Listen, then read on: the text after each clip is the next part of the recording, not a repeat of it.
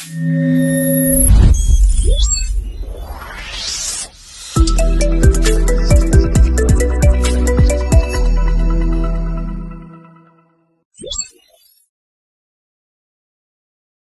আলাইকুম সম্মানিত দর্শক মণ্ডলী, আমি ডাক্তার মোহাম্মদ আব্দুল্লাহ কাফি, পরিপাকতন্ত্র, লিভার এবং অগ্ন্যাশয় রোগ বিশেষজ্ঞ এবং থেরাপিউটিক এন্ডোস্কোপিস্ট।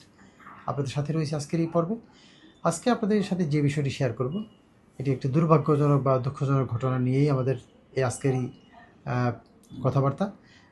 অনেক সময় অনেকে বিভিন্ন কারণে ডিপ্রেশন অথবা কারোর সাথে রাগ করে অনেক সময় বিষ খেয়ে ফেলেন, অনেকে অ্যাসিড খেয়ে ফেলেন, অনেকে হারপিক খেয়ে ফেলেন।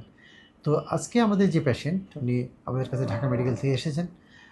ওনার কয়েকদিন আগে উনি রাগ করে অ্যাসিড খেয়ে ফেলেছেন। অ্যাসিড খাওয়ার পর আপনারা জানেন যে অ্যাসিড, এটি পাকস্থলীতে অ্যাসিড থাকলেই আলসার হয়ে যায়। সেখানে যদিও বা পাকস্থলীতে আমাদের বিভিন্ন লেয়ারের প্রোটেকশন আছে, প্রোটেকশন সত্ত্বেও আলসার হয়। সেখানে খাদ্যনালী বা ইসোফেগাসে যখন এবং মুখের ভেতর দিয়ে যখন যায়, তখন একটি পুড়িয়ে ফেলে এবং উপরের লেয়ারটা একদম পুরোপুরি ড্যামেজ করে ফেলে। তো এবং ড্যামেজ করার পর ধীরে ধীরে খাদ্যনালী সংকুচিত হয়ে যায়। আমরা যে অ্যান্ডোস্কোপিতে দেখতে পাচ্ছি যে ওনার অ্যান্ডোস্কোপি করার আগে আমরা আলসার সম্পর্কে ধারণা করেছিলাম। অ্যান্ডোস্কোপিতে দেখতে পাচ্ছি যে খাদ্যনালীর মাঝা ইসোফেগাসের উপরের অংশের পরেই একদম এক্সটেন্সিভ আলসারেশন বা অতিমাত্রার আলসার, এবং আস্তে আস্তে খাদ্যনালী শুরু হয়ে গেছে। আমাদের যন্ত্রটি এখান দিয়ে পাস করছে না। আমরা চেষ্টা করে দেখলাম, যন্ত্র পাস করা সম্ভব হলো না। এটিকে বলা হয় করোসিভ ইনডিউস ইসোফেজিয়াল স্ট্রিকচার। এই স্ট্রিকচার হলে এটি খাদ্যনালী মোটা করার জন্য আমাদের বিশেষ প্রক্রিয়া আছে, এটাকে বলে ডাইলেটেশন। আমরা এই যন্ত্রের মাধ্যমে মোটা করে থাকি, মোটা করার পর ভিতরে আরও পরীক্ষা করে দেখতে হয়।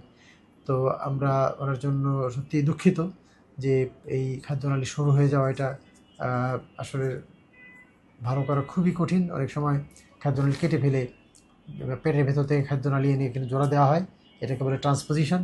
তো সেটিও বেশ ডিফিকাল্ট। তো আমরা ওনার জন্য যদিও মানে সুস্থতা কামনা করি, তারপরেও এটা ভেরি ভেরি ডিফিকাল্ট। সুতরাং আমি আপনাদের কাছে অনুরোধ করব যে কেউ রাগ করে না ভাত না খেয়ে থাকেন, কিন্তু দয়া করে হারপিক, অ্যাসিড, তারপর স্যাভলন, পোকা মারার বিষ, ঘাস মারার বিষ এসব খাবেন না।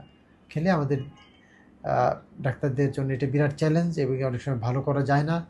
মাঝে মাঝে কিছু ভালো করা যায়, অনেক সময় মৃত্যুমুখে পতিত হয়। এই জন্য আমাদের অনুরোধ, রাগ করুন, বিষ খাবেন না। রাগ করুন, হারপিক খাবেন না। রাগ করুন, অ্যাসিড খাবেন না। প্রয়োজন বোধে 3 বেলা না খেয়ে থাকুন, 5 বেলা না খেয়ে, 1 সপ্তাহ ভাত খাবেন না, অসুবিধা নাই, কিন্তু দয়া করে এইসব জিনিস খাবেন না। ধন্যবাদ সবাইকে।